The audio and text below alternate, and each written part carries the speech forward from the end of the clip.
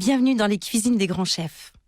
Chaque mois, la Blanquette est bonne nous rapproche par le son d'un grand chef pour réaliser avec lui, devant ses pianos, sa recette d'exception. L'occasion de viser l'excellence sans se prendre la tête. Atteindre les sommets, surtout, avec le plaisir en ligne de mire.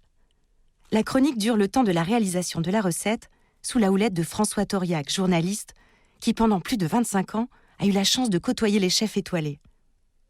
Aujourd'hui, dans La Blanquette est bonne, il nous guide pour réaliser en cuisine des recettes exclusives.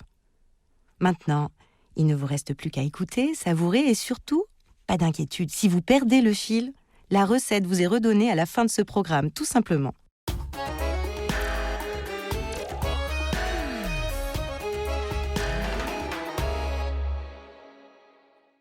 Dans la galaxie gastronomique française, il existe 3 étoiles qui brillent d'une lueur bien particulière. 3 comètes qui se détachent de la constellation des maîtres-queux. Celle du chef Alain Passard, depuis qu'il a décroché la Lune il y a 30 ans et que ses pairs l'ont célébré meilleur chef du monde en 2016. Le patron du restaurant L'Arpège à Paris n'a jamais eu qu'un seul objectif, sortir du moule. Ce qui, pour un cuisinier, est le comble du paradoxe. Il a d'abord renoncé au tissu animal, en rayant simplement la viande de ses menus. Ensuite, il a souhaité redonner aux produits de la nature leur lettre de noblesse. Célébrer les tubercules, les pousses, les bulbes, les pétioles. Travailler les goûts, les fragrances, les cuissons. Bref, faire passer les légumes garnitures du rang d'oignons au premier rang. Traiter la nature comme elle le mérite, en la célébrant comme la magicienne qu'elle est. Parce qu'il n'y a rien de plus beau que de se régaler de la fraîcheur d'un melon, d'une tomate ou d'une pêche désaltérante en été, pour mieux attendre le délicieux velouté d'un céleri rave ou le gratiné d'un topinambour hivernal. Aujourd'hui, il nous emmène en exclusivité dans les cuisines de son fief de la rue de Varennes, préparer les fruits des récoltes de ses 3 potagers, et accessoirement répondre à la question désormais rituelle, comment est votre blanquette ? Alors, ma blanquette, elle est d'abord avant tout de saison. C'est quoi une blanquette de saison ? Voilà, si on est au printemps, par exemple, ce qui n'est pas le cas, elle sera printanière. C'est quoi une blanquette printanière ? C'est une blanquette avec des asperges, avec des petits pois, avec des fèves, carottes nouvelles, navets nouveaux, l'oignon nouveau, l'ail frais.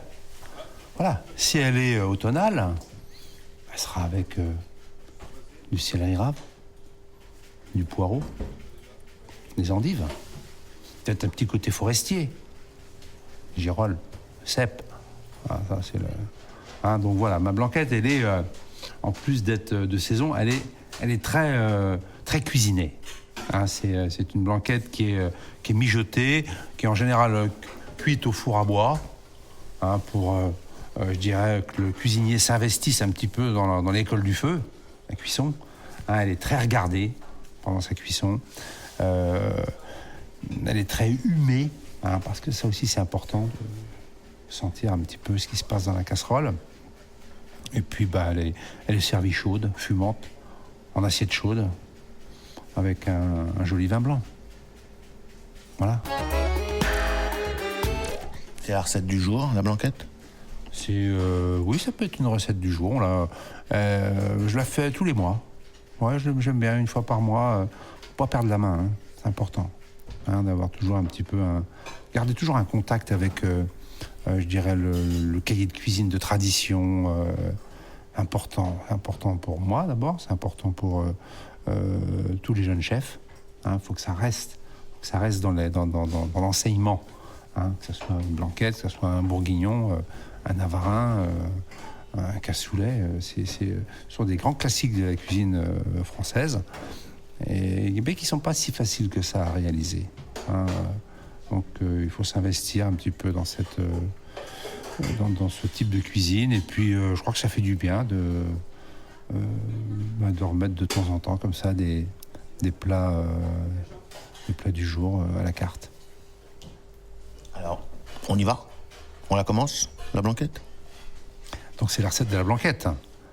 Voilà. Donc on va choisir le paleron. Dans le veau, moi j'aime bien l'omoplate, cette partie qui est à la fois fondante, où il y a un petit peu de cartilage. C'est très savoureux, c'est un morceau qui peut être très mijoté, ou parfois un peu moins, mais moi je l'aime très fondant. Donc on va couper le pain de rond en morceaux. Ensuite on va mettre au fond de la casserole un peu d'oignon, l'oignon doux des Cévennes, qui va apporter un peu son astringence au plat. Moi j'aime bien faire brûler un petit peu l'oignon sur la plaque avant et le mettre après ensuite dans la cuisson. Coupeau de beurre salé quand même pour faire revenir tout ça. Donc l'oignon, petite échalote grise, quand même intéressante. Un joli bouquet garni, hein. Le thym, laurier, queue de persil. Et on va recouvrir tout ça avec de l'eau. Et moi j'aime bien mettre un petit peu de vin jaune. Hein, donc c'est 2 tiers d'eau, 1 tiers de vin jaune. On finira la bouteille après avec le plat. Pendant la cuisson, qui doit être très aromatisé, hein, faut pas avoir peur. Hein, on parlait du nez tout à l'heure, hein, le côté olfactif. Donc pas hésiter à se corriger quand elle va commencer à frémir. Les morceaux vont monter à la surface, tu vois. On corrige avec quoi? On corrige olfactivement comme ça. Faut sentir. Et donc voilà, on va voir si la petite feuille de laurier est présente. On va voir si la fleur de thym est là. Est-ce que l'oignon fait son travail? Donc ne pas hésiter à rajouter si un petit souci, un petit manque. Allez, un coup de girofle, par exemple. Il faut laisser cuire 40 minutes, 1 heure. Quand la cuisson va commencer à prendre un peu de couleur, là, il faut goûter. Tout est là. La garniture, on va ajouter les carottes. On va ajouter le navet d'hiver, qui est délicieux. Le poireau, bien sûr. Le céleri rave. Alors, ça fait une belle garniture, là, on a des belles choses. Et donc on va laisser mijoter tout ça tranquillement, très fondant. Et ensuite, on va terminer en faisant une liaison toute simple, avec un ou 2 jaunes d'œufs. Attention, c'est fragile, hein. Faut pas que la sauce parte à ébullition. Donc on va prélever un petit peu de sauce, un petit peu de cuisson. Et donc on va mixer cette cuisson qui a été prélevée avec 2 ou 3 jaunes d'œufs. Et après, on va rajouter tout ça dans la blanquette. Alors là, on a éteint le feu, hein, on est chaud, mais pas brûlant. Et puis, ma foi, on ne devrait pas être mal. Hein. Donc, bien sûr, fleur de sel. La blanquette aime bien le poivre, plutôt le poivre blanc. Alors, ensuite, moi, j'adore la servir, surtout à l'automne, avec une salade d'endives. À côté, parallèlement. Si vous aimez le riz, un petit riz, bien sûr. Petite pomme de terre. Ce qui est intéressant, c'est que c'est un plat d'ouverture. C'est un plat qui invite à la créativité. Même si on est dans la tradition, c'est ce qui est fabuleux, c'est que ce sont des plats où on peut apporter un peu sa personnalité.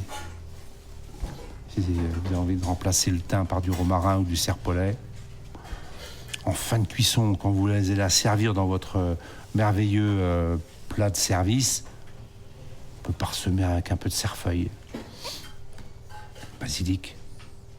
Moi, j'aime bien le petit côté menthe fraîche sur la blanquette, c'est intéressant. Puis voilà, on est pas mal, je crois. Si vous avez eu la chance de mettre la main sur 2 ou 3 beaux cèpes, on les fait poêler 2 secondes, et puis après, finement émincés, on va les parsemer au-dessus du plat de service. Magnifique. Donc là, on a un beau plat qui a des saveurs, qui a des parfums, qui a de la texture. Un plat où il y a de la convivialité. Et puis, on termine le vin jaune. On marche bien avec. Voilà, bonne table. Merci, chef Passard.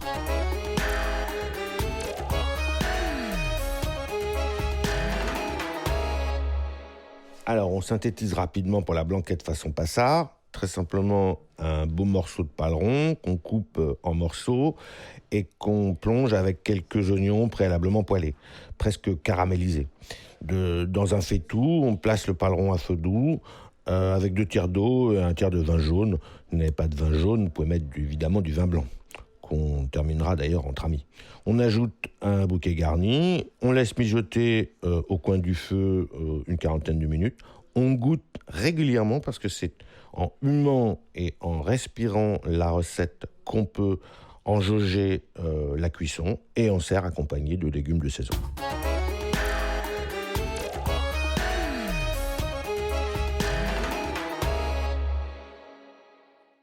La Blanquette est bonne, une série de podcasts Podcasters Media, enregistrée chez Studio Line. Nous espérons que vous avez passé un bon moment. Si c'est le cas, surtout n'hésitez pas à le faire savoir à vos proches, copains, collègues, voisins, amis, parents. Bref, à tous ceux que vous aimez ou estimez. Vous pouvez aussi le dire sur Insta ou Facebook et nous mettre 5 étoiles sur l'application Apple Podcast. Les étoiles nous donnent des ailes. Enfin, écoutez-nous, réécoutez-nous et donnez-nous de vos nouvelles sur notre site www.podcastersmedia.com. Onglet Contact. À très vite.